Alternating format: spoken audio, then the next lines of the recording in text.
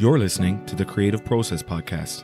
Here you will discover what drives musicians to create music and how they realise that ambition. I'm your host, Jamie Collin, founder of the online independent music magazine, Overblown. Hey everyone, we've got quite a show for you today. Joining us is Niall Kennedy. He's the guitarist from the Belfast-based instrumental rock band And So I Watch You From Afar. On October 20th, they will be releasing their 5th studio album, and that's out via the always excellent Sargent House. It's titled The Endless Shimmering, and it sees the band strip things back and follow their instincts. They've released 2 tracks from it so far. They're called A Slow Unfolding of Wings and Dying Giants. Both of these are visceral, soaring tracks, and if you haven't heard them already, I recommend you remedy that situation after you listen to this podcast. Make sure you catch them live too on their tour supporting the album. Personally, I'll be seeing them at Cyprus Avenue in Cork in December, and hopefully I'll be able to grab them for a beer afterwards. My chat with Niall centred mostly around writing and recording their new album and how that differed from their processes in the past. We also touched on their album artwork and a meme competition idea before talking about being snowed in while recording the new album at Machines with Magnets in Pawtucket, Rhode Island in March of this year. Finally, we got around to talking about what And So I Watch You From Afar actually means to Niall. I want to thank Niall for taking the time to talk to me and also thank you for listening. If you enjoyed what you hear, make sure to subscribe to the podcast on the platform of your choice. And if you really enjoy what you hear, you can become a patron of Overblown and the Creative Process Podcast at patreon.com/Overblown.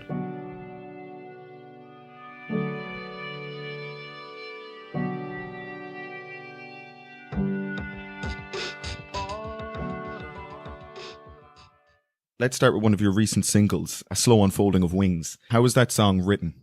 Rory had pretty much written that entire song and demoed it for like another project that he was thinking about doing like maybe 2 years ago or something like that. He let me hear it one day and I was just like, you can't give that to this other project. We have to have this song.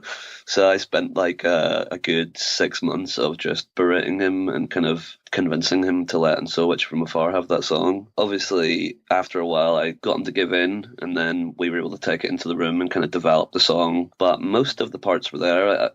We did a bit of writing in the room, but it was one of those songs where he had most of the parts in place. We just kind of refined it in the room. Is that a kind of your usual songwriting process where one of you will pretty much have a song written and you'll bring it to the practice room and refine it? Or do you vary the way that you write music? We write a lot at home and we record a lot of demos. So I think that's what we've learned is that we've tried a whole bunch of different methods. And there's obviously like you can kind of come into the room with just a riff and sort of try and describe to everyone what's in your head and get them to try and play it. But it can be a lot easier to have the song a little more realized before you get there and have a bit more of a demo, because oftentimes you're trying to describe a vibe as opposed to a part. It's kind of like it needs to be played a certain way for it to feel the way you want it to feel. So we both have sort of home studios, so we would do quite a lot of demoing at home, and then sometimes he would write something and send it over and I would kind of add bits to it and send it back and that sort of thing, and then we would bring it into Johnny and Chris and work on it all together in the room. In terms of your home studio, do you have a particular process that you approach to writing music? Like, it could be like a particular time of the day, or I don't know, something like that you feel kind of gets the creative juices flowing? It's interesting because it's kind of changed over the years, and it kind of I'm not sure what it's like for Rory, but I used to be a really late night person and would sort of stay up in the studio and write stuff really late. And then I switched to kind of like, right, set your alarm really early, get up and write, and kind of do an all day sort of thing. I can't say if one has worked better than the other. There is something nice about kind of getting up early and feeling like you've done a lot of stuff during the day, but there's so much other stuff that goes along with being in the band. It's not just songwriting, that you end up sometimes doing emails for like 3 hours and different interviews and various bits of sort of admin and stuff, especially this year because our manager moved on last year. So we've been handling a lot of kind of day-to-day management stuff as well this year. So that's kind of changed things a little bit and given us a lot more work to do during the day. So yeah, there's no specific time that it's working best. It's kind of just wherever you can kind of squeeze it in. And Yeah. I think also a big thing that we do a lot is use our phones. So, when an idea presents itself, it's like get it recorded on your phone as soon as possible, because there's so many riffs that we thought we'd remember, Yeah. and you just forget it so easily, or you might remember a little bit of it, but the vibe's just not the same. And so yeah, we have literally thousands and thousands of memos on our phones of just like parts of song ideas, and it's kind of interesting then to go back through your phone after an album or something and hear kind of the genesis of different little riffs or bits of songs and stuff. Because I found that once I've gotten into my 30s now, I get up earlier and do things earlier in the day as well. Do you think that like maybe that's just a part of it, of maturing? I guess you just prefer the morning. The other thing is that it's like when you come off tour, your schedule on tour is like everything happens at night, and then the daytime is kind of for mostly sleeping and sort of catching up on, trying to regain some energy for the next night, because we tend to take about 2 or 3 days off in a six week run, so it's pretty constant. And then when you come home from tour and it's time to start writing, it can be quite hard to correct that or change that sort of your body clock to suit that. But I do, after a few weeks, I do try and kind of correct it and try and get up earlier and do more stuff during the day. And getting up in the afternoon, it just feels like shit, especially when you're at home and you don't have a gig to go to that night. You're just kind of like feel like you've kind of wasted the day. But what ends up happening is then I work on into the night, into the wee hours, and then repeat. Oh, as well, there's this short and gentle riff combined with a string section at the end of Dying Giant that I really love it, actually. I'd listened to the whole song, really enjoy the whole song, but it was that bit at the end that kind of really made me kind of go, oh, what's this, Yeah. It kind of reminds me of Adagio for Strings for some reason by Simon Barber. Like, I'm not saying it even sounds like it, it's just that when I heard it, that kind of popped into my head, But I was wondering, how was that written? So it's actually a kind of reprise of the last song on the album. That's another song that we had just been working on for years. And, I remember touring Airs, and we would sort of be jamming that during sound checks and stuff like that. So it's been in the works for a long time, and it was one of these things that just took a long time. We tried to make it work in a bunch of different ways, and it just never seemed to work, but it just stuck around. It was always there. We always knew it was like a really beautiful piece of music. And so when it came to writing this, what we ended up doing was stripping everything away that we tried to add around it. And so the last song on the album is, there's very little else that goes on to it. It's just that kind of riff repeating over and over and gaining momentum, and it becomes this huge big ender. And then we tried it really, really quietly as well, and we just thought it would sound really beautiful with strings. And when we were out in Rhode Island, we sort of floated the idea to our producer, and he was like, oh, I know this lady who could come in. She's kind of done lots of session work for us before, and I'm blanking on her name, which is terrible, but she was incredible. And she came in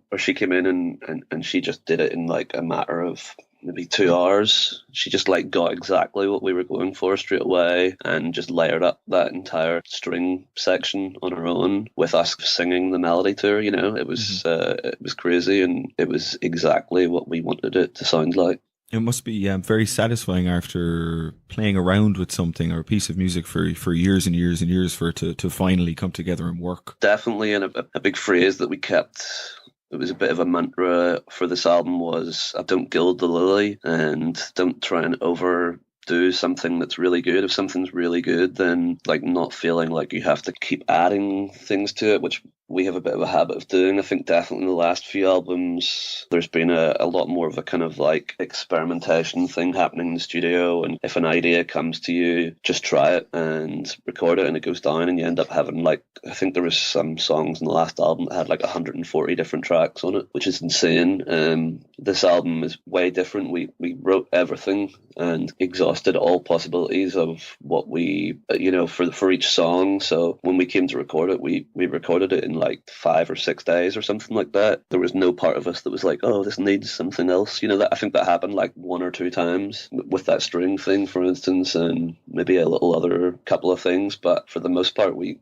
kind of knew exactly what we wanted to do. It was a very satisfying. And then since we've come home, there's no part of me that's like, oh, damn, I wish we'd done this thing or tried this other thing, you know. It's like, it feels like we recorded the exact album that we wanted to, and we're really, really pleased with what we've done. Is that the first time you felt like that after recording an album? I just feel like the last album, there was definitely that thing of you go out and then you play the album and then like some other little idea will pop up. It's like, oh, that actually would have worked really, really well there. We just spent so much more time working on this album, you know, and with the last one, I think we potentially booked studio time a little too early. It just wasn't quite as polished as this album is now. So it's all about getting better with each album and, you know, learning from the things that you want to change. You know, I'm still very proud of and pleased with what we recorded on Airs. I love playing those songs, love listening to the album. But this one just feels like a lot more sure of itself. Yeah, we just kind of knew exactly what we wanted to do before we arrived, and then we did it, and we're really pleased with the outcome. From the songs I've heard so far, you know, it's got a real visceral live quality to it. But obviously this was a new approach for you guys. On Airs, I think, you know, after we recorded the album, there was a process then of, okay, we got to kind of work out how to do various parts of this live now, you know, because we've added things in the studio, or, you know, some things have changed in the studio. And so after we recorded the album, there was a period of time of preparing for tour and kind of like working out things. Whereas with this album, we could happily play the album start to finish live in the room any day of the week. We practiced it so much. We rehearsed so much before we went. I think mainly because when we first started getting in touch with our producer, we had said we want to come out for 3 weeks, and he was like, I will eat my hat if you need 3 weeks. You're just not going to need it. He was like, just practice, get really good, and we'll record this in less than 2 weeks. And we were like, oh my God, I think it was like 10 days we booked. You know, we were so scared about needing more time that we just went absolutely crazy for rehearsals before we left. We had spent the guts of an entire year in the rehearsal room writing the record. So yeah, it was definitely the way to go. It was so much less stressful getting into the studio and just kind of feeling like I know exactly what I need to do, and there's no part that's still kind of like undecided in my mind. And the songs were entirely demoed. Like, we had blueprints for the songs. Like, we demoed the songs completely to quite a high level of detail. Everyone's parts were kind of like put under the microscope, and we just made sure that it was exactly what we wanted.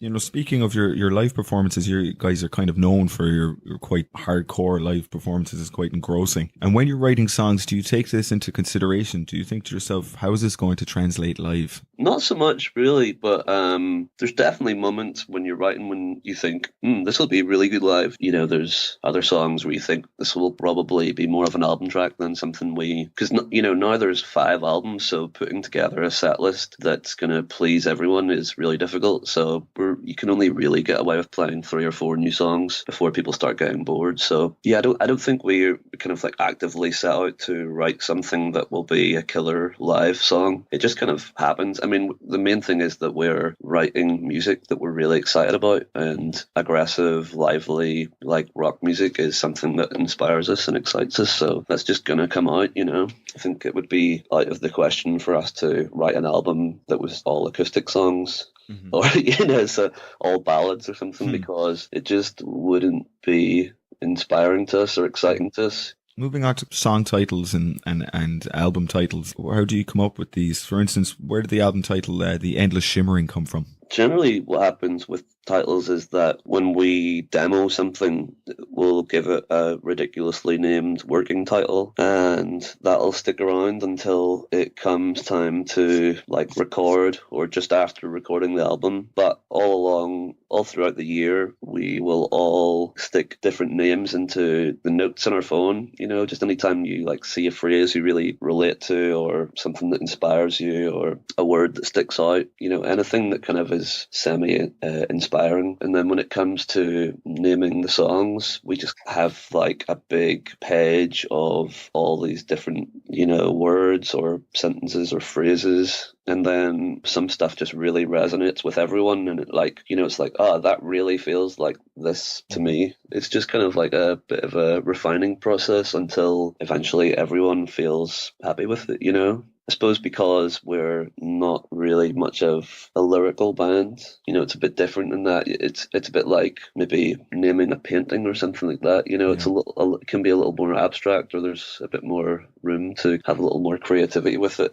But it's good because it's nice to be able to name something and then say nothing else about it, because it gives people a jumping off block to have their own narrative for the song. And, it can mean 100 different things to 100 different people. I think that's probably the same for us, the band members as well. I think the different song titles mean different things for each of us, but they all resonate with us equally. There's no, if someone was unhappy with the title, it wouldn't go on. Why did the title The Endless Shimmering resonate with you? There was a working title for a song that was just Shimmering, and it just came from a guitar part that kind of shimmered. And then there was another song that was called The Endless Something Else, I think. And then when we were sitting down to try and name songs, those two things just kind of went together, and we were like, oh, what about the endless shimmering? It is just one of those things that someone will say it, and then straight away your brain just kind of goes to some little narrative or some little story about what that could possibly mean to you.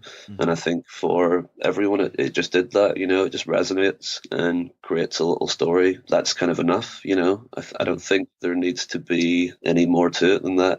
And I thought of as well as a lot of instrumental bands, they're very conceptual with their albums. It strikes me that you guys are a bit more, in terms of maybe like album artwork and things like that, a little bit more playful, Yeah. Like say with the album artwork for the first album, it's not like it's funny, but it's somewhat humorous. Like it's kind of, as I said, playful. Yeah. Why do you think this is the case? I know the first album, that was Rory's dad that painted that. I'm not sure what the brief was at the time, but I think everyone was really excited when they saw it. I think that he probably just kind of was told to kind of go wild and just kind of delve into his Dali part of his mind or something. I don't know. With artwork, it's just got to kind of feel like the music a little bit, I suppose. The music always comes first. And then, I remember for All Hail Bright Futures, when we were doing the artwork, I think we used like a quite a professional design studio. I remember it cost quite a lot of money, and it was, we kind of got in touch, and I think we did like a mood board of kind of like, here's what this music looks like to us, if you know what I mean. And there was just lots of colors and imagery, and then we kind of took a photo of it and then sent it to them. They sent back a rough idea like that, and then we, there was just a bit of a back and forth, and slowly it became kind of like, yeah, that's what this album feels like to us. With this latest artwork, again, it was just an image that we saw. I think it was Chris's brother's friend took that photo, and it's his daughter and his dog. Chris showed us the photo in band practice one day, and we just all thought it was a great photo, and thought nothing more of it. And then for some reason it just kept kind of coming back, and it just stuck around, and it just stuck in our heads. And one day someone was like, I think that would be like a cool album cover. I was like, yeah, that actually really would, and then it just began to kind of feel like the album. I've seen a couple of people on the internet commenting that they think it looks like a meme, which I thought was hilarious. I had never envisaged it that way at all. It just was really striking, and we don't like to repeat ourselves too much, and we like to take risks, and it's fun to kind of surprise people and do something a bit different. Maybe you could incorporate that into the promotion for the album. You could get your fans to make memes using the album cover. That's a fucking great idea. A meme comp. I hope I'll get some credit, maybe. Yeah, absolutely. It's your brainchild. You recorded this album at the Machines with Magnets, is it, in Pawtucket in Rhode Island? That's right, yeah. And I read that you were snowed in for 9 days while you were recording it. What kind of impact do you think that had on the recording process? I think a lot, yeah, because it was one of these things where we arrived, and Seth, who is the producer, he basically said, we're going to go get some groceries because you're probably not going to be able to leave the studio for the next foreseeable 10 days or whatever, We kind of didn't believe him, and then the next day the snow just started, and it just did not stop. It's just the most snow I've ever seen in my life, It was absolutely insane. But we also were living at the studio. The studio has accommodation within it as well, and it also had a live music venue within it and an art gallery, so it was this all-inclusive kind of hub of a place. Yeah, it just meant that the whole process felt like we were kind of in this bubble of making this album. The snow kind of added to that. We didn't really feel trapped, but we kind of felt a bit isolated, but kind of in a good way. You know, it felt like there's nothing else to think about and nothing else to focus on except making the fucking best album that we can. So we would finish recording for the day, and then we'd go into the living quarters and someone would make dinner, and then we'd sit down and talk about what we'd recorded and what we'd done, or, you know, what we needed to do the next day. We would get sent through the tracks that we'd recorded that day to listen back to that night. You know, you just do that, and then you just go to sleep and wake up and just start again. And I think we left the studio to go out for drinks on St. Paddy's, and apart from that, I think we basically just stayed the whole time, you know. But I loved it. It's exactly the kind of recording process that I had wanted and had hoped for. Just loved the idea of immersing yourself in the album and just like thinking about nothing else, because when we recorded the past albums, we did them in Belfast, so, you know, you're splitting up at the end of each day to go home to your separate homes and do your own thing, and, you know, real life just keeps kind of creeping in and getting in the way, stifling your little process that you have. So this was like very much like you're just kind of cut off from the world and everything is the album. I would definitely, you know, want to do the same thing on the next one. For yourself personally, what do you get out of creating? At the very most basic level, I guess it's a sense of fulfillment. Since I was like 11 years old, all I ever wanted to do was be in a band and play music, and then I started working towards that at that age, and I haven't stopped. It's just always been the one thing that I could kind of do okay and got enjoyment out of, and it seemed to sometimes make some other people happy. You know, that's a fulfilling thing. I have friends who, you know, are like, I don't know what I want to do with my life, and I've just never related to that at all. I've never had that experience of going, fuck, what am I going to do with my life? I've just never had that thought process, because I've just always known being in the band, yeah, there's a lot of fulfillment in that. The other guys in the band are my best friends as well, so it's a very fun environment to be in. You know, it's not one of these kind of like we all hate each other and want to like be in separate cars and that sort of thing. You know, we arrive at band practice and we hang out for half an hour first, and just talk shit and catch up and laugh. And then we play music. And I lived with Rory and Chris for 4 years before I moved in with my girlfriend. So we went on tour together, and then came home, lived together, and then went out to band practice together, and we still weren't sick of each other. So I feel very lucky to be in the position that I'm in. I think everyone does. Everyone has a very similar level of commitment to the band, and everyone's very talented. So it's really great. I cannot complain at all. I'm very lucky.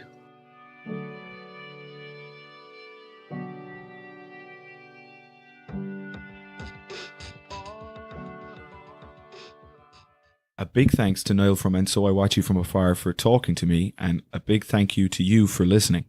Each episode of the Creative Process podcast takes a considerable amount of planning, research, editing, and that's before, you know, publishing and promotion. If you like what you hear, please share via Facebook or Twitter, support us via Patreon, or subscribe and review the podcast on the platform of your choice. This will be a huge help, which will enable the Creative Process podcast to continue to grow. See you down the front.